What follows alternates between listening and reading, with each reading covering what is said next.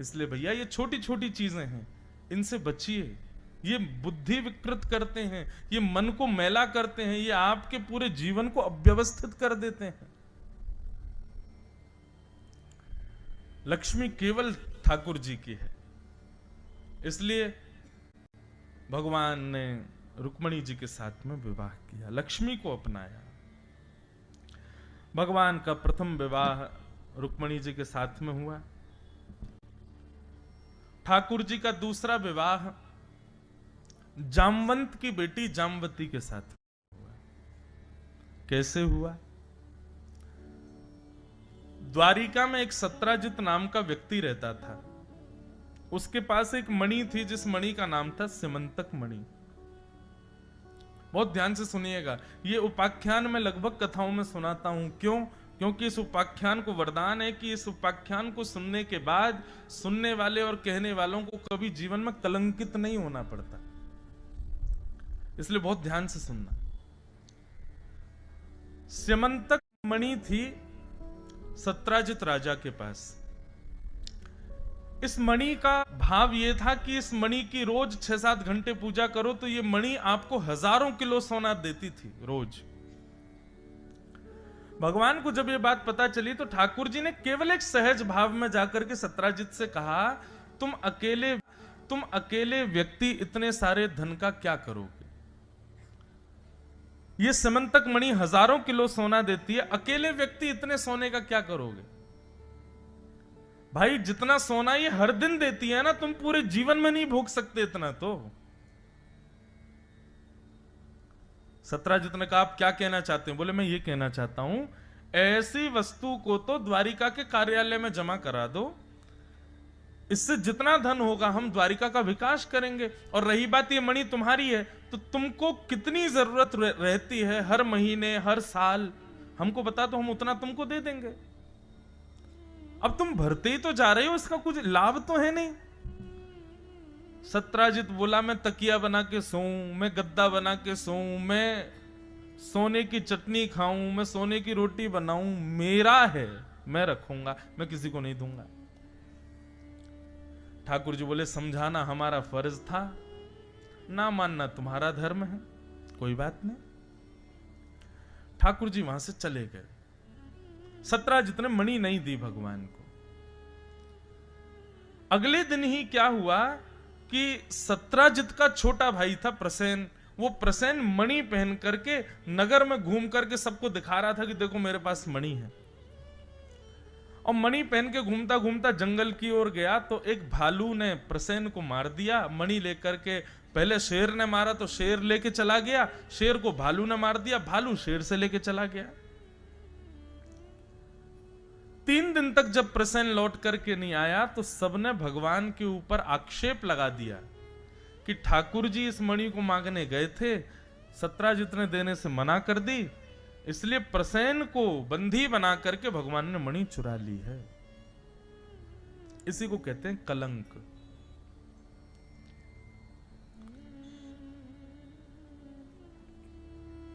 एक पहेली कहते हैं, जल से पतला कौन है, जल से पतला कौन है, कौन भूमि से भारी, और कौन अग्नि से तेज है, कौन काग से कारी। इसका उत्तर कहते हैं, जल से पतला ज्ञान है, पाप भूमि से भारी। जल से पतला ज्ञान है, पाप भूमि से भारी, और क्रोध अग्नि से तेज है, कलंक काग से कारी। कलंक बहुत बुरा होता है। कलंक का मतलब क्या होता है कि आपने कुछ गलत नहीं किया है, लेकिन सारे सबूत और सब कुछ आपको ही आक्षेप लगा करके पूरा दोष आप पर मढ़ रहे हैं, इसको कलंक कहते हैं।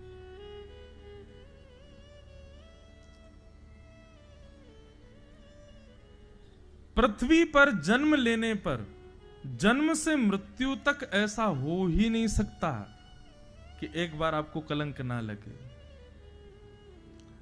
चाहे 4 दीवारी में 2 लोगों के बीच में ही बात हो, चाहे पत्नी ही लगावे, चाहे पति ही लगावे, चाहे बच्चों के मन में ही आ जाए, चाहे माता पिता ही सोच लें, लेकिन लगेगा जरूर। इतना आपको संभल के रहना है कि बस वो बड़े रूप में ना लगे, लेकिन लगता जरूर है। जैसे बंधुओं, जन्म लेने के बाद में कुछ इंजेक्शंस लगते हैं ना बच्चों को, वो जरूरी होते हैं। ऐसे ही जीवन में कुछ कुछ गिरावटें, कुछ कुछ ठोकरें जरूरी हैं। मानव को वो नहीं लगती है ना, तो वो मानव जी नहीं पाता आगे। इसलिए कुछ कुछ चीजें होना जरूरी है। लेकिन ये ठाकुर जी का निधान है, ठाकुर जी का विधान है। किसी को तो 30 साल की उम्र में ही सब भोगवा दिया, और किसी को जाकर के 70-80 साल में जाकर के चीजें भोगनी पड़ती हैं। पर आता जरूर है। ये कुछ ब्रेकर्स हैं हमारी लाइफ के, वो आएंगे जरूर। बस अपनी गाड़ी के ब्रेक आप कंट्रोल रखना, ठीक रखना। कहीं ऐसे ना हो कि ब्रेकर आए और ब्रेक लगे ही नहीं और उछल गए महाराज जोर से। और ये ब्रेकर्स क्या हैं? संयम, अपनी इंद्रियों पर, अपने विचारों पर, अपनी बुद्धियों पर। ये कथा जो है ना, एक प्रकार का सर्विस, जैसे गाड़ी की सर्विस होती है ना, ऐसे ही मानवों की सर्विस सेंटर है कथा। 7 दिन के लिए खंडवा में लगी, अब 1 तारीख से बागेश्वर धाम में लगेगी, फिर 7 को वहां पूरी होके 10 तारीख से विदिशा में लगेगी, 16 को वहां पूरी होगी। तो फिर जहां जहां ये कथा रूपी सर्विस सेंटर लगता है, वहां वहां की गाड़ी रूपी मानव आते हैं, उनकी सर्विस की जाती है मंच से। किसी का कोई पाया खराब होता है, किसी का कोई नट बोल्ट ढीला होता है, वो सब यहां से कसे जाते हैं, जिसका जैसा कस जाए। पर इसका पूर्ण कारण क्या है सर्विस का? ताकि आपके वेग जो हैं, रोड पर जब आप चलो, जीवन में जब आप चलो, तो जो ब्रेकर्स आए वहां कहीं आप डिसबैलेंस ना हो जाओ, उसके लिए।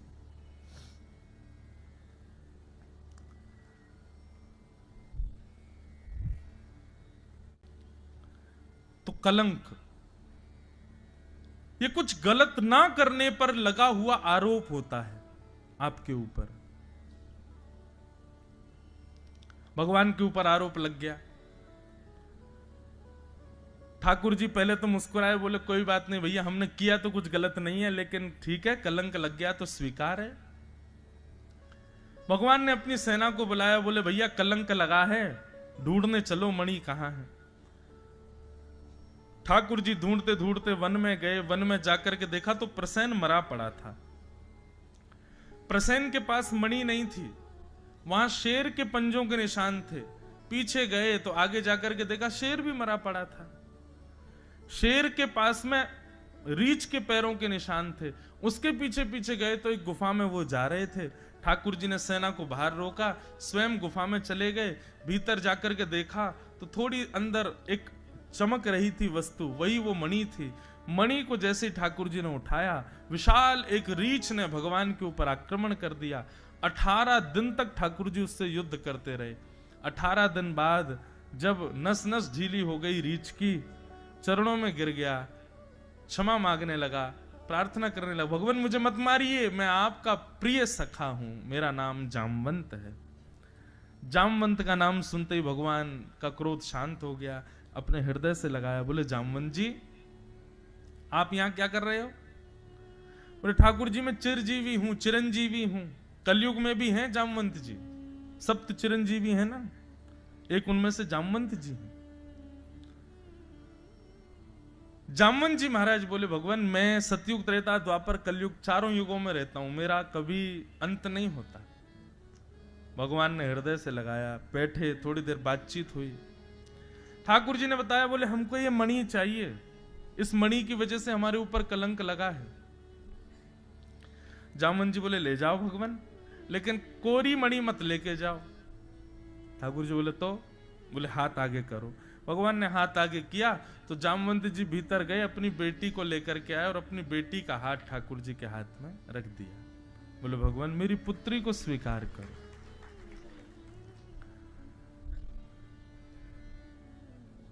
ठाकुर जी बोले एक कलंक हटेगा हमारे ऊपर से, दूसरा लग जाएगा। और कलंक क्या लगेगा? बोले भगवान को मानव कम पड़ गए थे जो भालू की बेटी से ब्याया है। थोड़ा तो विचार करो। जामवंत जी बोले जो ये विचार विचार करना, मर्यादा वर्यादा सब कहीं त्रेता में, अब तो आप लीला पुरुषोत्तम हो। वहां आप मर्यादा पुरुषोत्तम थे, आपकी एक गृहिणी थी, हमने बहुत मर्यादा का पालन किया, लेकिन अब आप लीला पुरुषोत्तम हो। अब तो आप लीला कर सकते हो भगवान, मेरी पुत्री स्वीकार करनी पड़ेगी आपको। और भगवान ने जामवती जी के साथ में दूसरा विवाह किया। एक जगह ऐसी कथा संत जन बताते हैं कि ठाकुर जी ने जामवती को घोड़े पर बैठाया और अपनी काली सौल से उनको ढक लिया। जैसे ही ठाकुर जी द्वारिका पहुंचे, द्वारिका के सब लोग देवी यज्ञ कर रहे थे कि भगवान कुशल लौट करके आ जाएं। छुप करके ठाकुर जी सीधे रुक्मणी जी के कक्ष में गए और वहां जामवती जी को बैठा करके बाहर आ गए। रुक्मणी जी ने जैसे ही देखा ठाकुर जी कक्ष से निकले हैं, रुक्मणी जी प्रसन्न हो गई, बोले आपको तो पूरी दुनिया ढूंढ रही है, आप मेरे कक्ष से बाहर आए? बोले मैं अभी अभी आया हूं। बोले आप कक्ष में क्या कर रहे थे? मुझे ढूंढ रहे थे? ठाकुर जी बोले नहीं, आपको नहीं ढूंढ रहा था। वो क्या था देवी, अब मैं बता देता हूं। वन गया था ना, तो वन में एक बड़ी सुंदर तपस्विनी बैठी थी, तपस्या कर रही थी। हमने उससे पूछा कि भाई तुम किस लिए तपस्या कर रही हो? तो उसने कहा हम द्वारिकाधीश से ब्याह करने के लिए तपस्या कर रही हैं। देवी वो इतनी सुंदर थी, इतनी सुंदर थी, इतना सुंदर रूप था उसका कि हमने द्वारिका लाकर के विवाह करने का विचार ही नहीं किया। वहीं पर ही ब्राह्मण देवता प्रकट हो गए और उन्होंने हमारा ब्याह करा दिया। तो हम उसको लेके आए। जब तक उसका कक्ष नहीं बनेगा तब तक तुम्हारे कक्ष में रहेगी वो। रुक्मणी जी कितना सहे बेचारी। बोले कि एक तो आप दूसरा ब्याह करके आ गए, ऊपर से मेरा कक्ष उसको दे दिया, और तीसरा उसकी इतनी बड़ाई कर रहे हो, इतनी सुंदर इतनी सुंदर। दिखाना जरा, मैं तो देखूं कैसी। बोले नहीं तुम मत देखना, तुमको लज्जा हो जाएगी फिर अपने ऊपर, वो बहुत सुंदर है। ठाकुर जी मन मन सोच रहे इसको क्या बताऊं, भीतर खिसियामनी बैठी है, उसके लंबे लंबे नाखून खोचा मारेगी। रुक्मणी जी ने श्राप दे दिया, जो भी मेरे कक्ष में है मैं श्राप देती हूं, मुझसे थोड़ी कम सुंदर हो जाए। भगवान बोले तुमने हमारा काम बनवा दिया।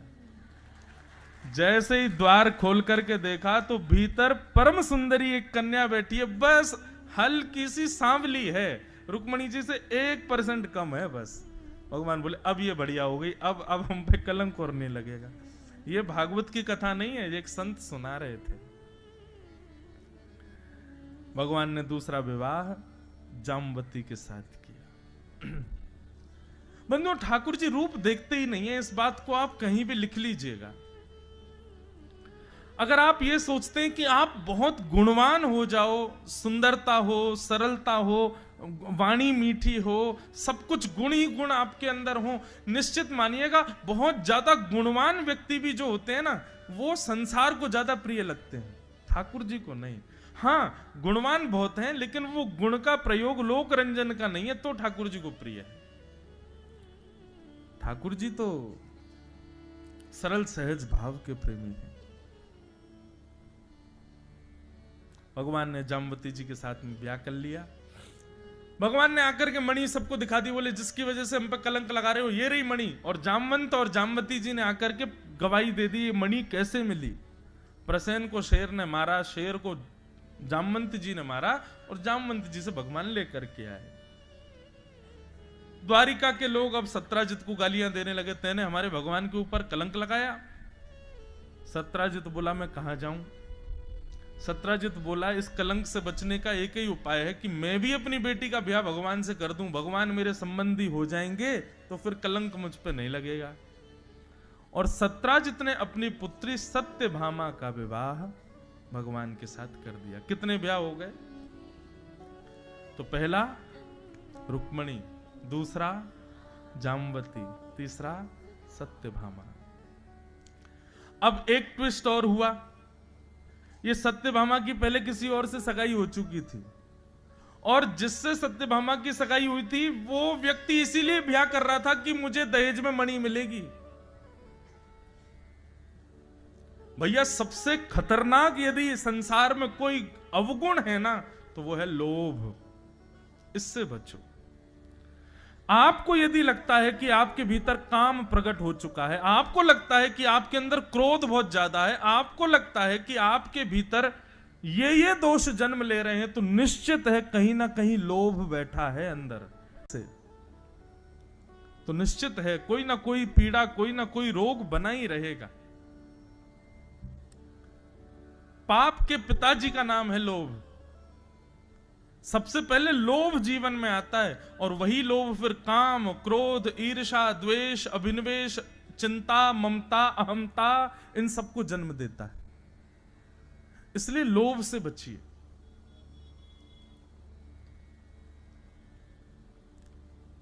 लोभ से बचो।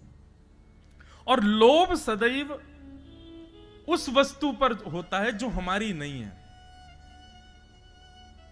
जो किसी और की है, किसी और के द्वारा निर्मित है, उसी वस्तु पर ही लोभ प्रकट होता है, और वही लोभ सब पापों का कारक है।